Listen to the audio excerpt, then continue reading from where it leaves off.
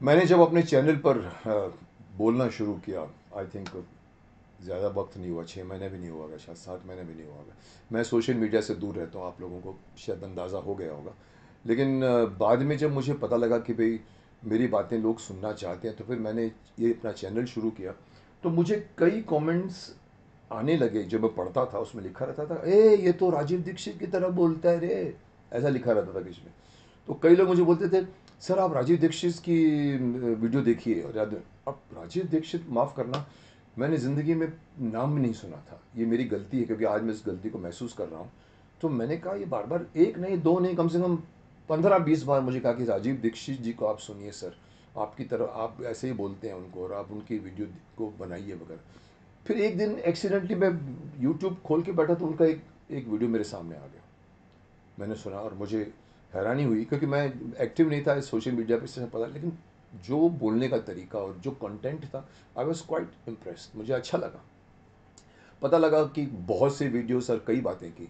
मैं अभी तक मुझे पूरा उनको देखना है, पर उनकी कई बातों से मैं सहमत हूँ। एक अगर अब हम एक बात और अभी पकड़ लें उनकी बात का, तो उन्होंने एक वीडियो जो मैंने अभी हाल में देखा, जिसमें उन्होंने ब्रश और टूथपेस्ट के खिलाफ बोला है।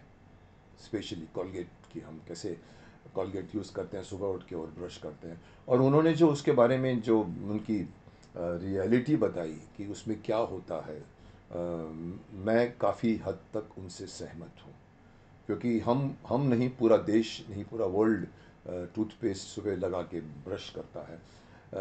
उन्होंने इस अपनी वीडियो में दातून के बारे में कहा कि आप ये क्यों करते हो, एक दातून ले लो नीम का या बबूल का, उसको आप यूज़ करो। उन्होंने उसको बड़े अच्छे अंदाज में कहा कि आपको खर्च भी नहीं करना पड़ेगा, आपका दांत भी चकाचक हो जाएंगे। मैं ये बता दूं कि ये बहुत बड़ा कोइंसिडेंस है कि मैं आज से 10-15 साल पहले, जब मैं कॉलेज में पढ़ता था, तो मैं दातून ही इस्तेमाल किया करता था। मेरे फादर सुबह रात को आते थे अपने मार्केट से, तो वो रास्ते में वो दातून लेके आते थे, तो मैं, मेरी सिस्टर, फादर, हम दातून ही किया करते थे। मुझे बड़ा शौक था। लेकिन कहीं आगे चलकर दातून छूट गया, शायद उसको नहीं मिला होगा, और मैं अभी ब्रश पर आ गया हूँ। पर मैं आपको कन्फेस करूं कि मैं उनकी बातों को अचानक मैंने सुना, और मैं डिसाइड कर रहा हूं कि मैं फिर से दातून की तरफ जाऊं। मैं भी आपको बताना चाहूँगा, जो कुछ भी उन्होंने कहा बहुत सही कहा है। नीम और दातून से एक तो आपके दांत मजबूत होते हैं। ये ब्रश सिर्फ आपके मसूड़ों को, और इवन बीच में दांतों के बीच की जो होती है उसको भी ये कमज़ोर करता है, और इसका मिठास आपको अच्छा लगता है। अब इसके अंदर की रियलिटी जो उन्होंने बताई है कि इसके अंदर झाग के लिए क्या किया जाता है, वो भी सही बात है। पर हम सारे मॉडर्न बनने के चक्कर में हम अपने देश के जो आयुर्वेदिक नुस्खे हैं, और जो इतने सारे सलाह दिए हुए हैं आयुर्वेद ने, हम नहीं उसको फॉलो करते, क्योंकि हम समझते हैं वो सिर्फ पुराने लोगों के लिए, गंवार लोगों के लिए, गांव के लोगों के लिए, हम शहर में रहते हैं। मैं आपको बता दूं कि मैं उनसे सहमत हूं, और मैं आपसे भी कहूँगा कि कोशिश करिए आप लोग भी, इसको बंद कीजिए। एक तो अगेन वही बात की, हम सारे पैसे बाहर भेज रहे हैं, मल्टीनेशनल कंपनी को कमाई कर रहे हैं। जो इन लोगों ने मुहिम शुरू की है कि स्वदेशी होना चाहिए, वो भी उसको हेल्प करता है। तो ये सब अगर शिफ्ट हो जाए, तो इसलिए नहीं कि सिर्फ स्वदेशी है, पर इसलिए कि आपको उसका फ़ायदा मिलेगा। जो दातुन, आप अगर 5 मिनट तक आप दातुन को दबाते रहते हैं, तो आपके दांत कभी टूटेंगे नहीं, आपके कभी दांत कमज़ोर नहीं होंगे। एक तो वो शक्ति देता है दांत के आपको, और उसके अंदर का नीम बबूल जो है वो आपके दांतों को चकाचक बना के रखता है।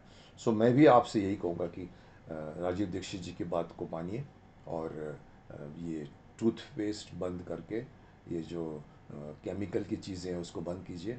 और आप, मैं अगर आपको इससे बढ़कर एक और सीक्रेट बता दूं अपना, क्योंकि बात निकली है केमिकल्स को लेकर, आप लोगों को हैरानी होगी अगर मैं आपसे कहूं कि मैंने ज़िंदगी में आज तक शैम्पू नहीं लगाया।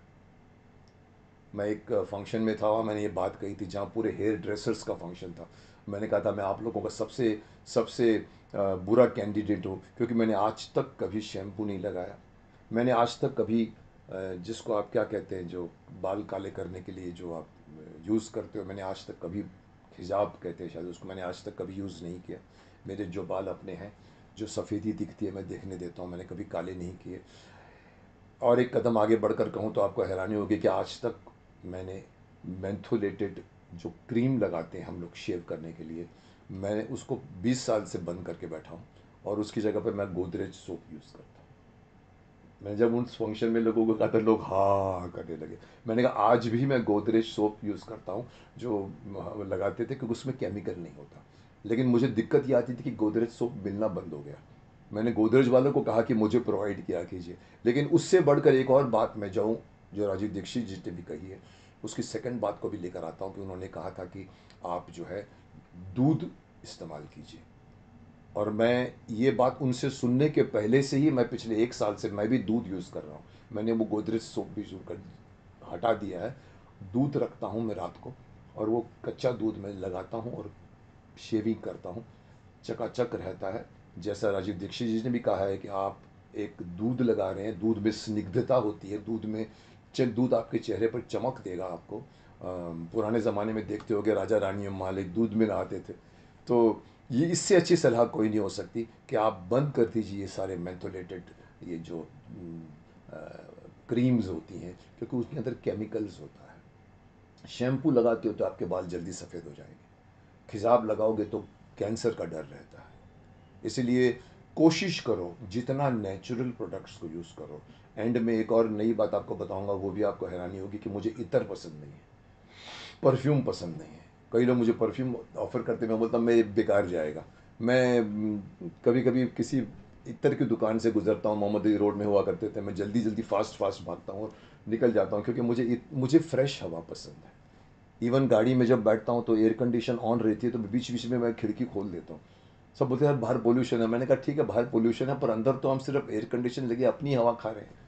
तो मैं आपसे यही सलाह दूंगा, जितना कोशिश करो नेचुरल चीज़ें जो हमारे प्रकृति देती है उसको यूज़ करो, केमिकल्स से दूर रहो, किसी भी किस्म का केमिकल मत यूज़ करो। ऑल द बेस्ट, आप सुखी रहोगे।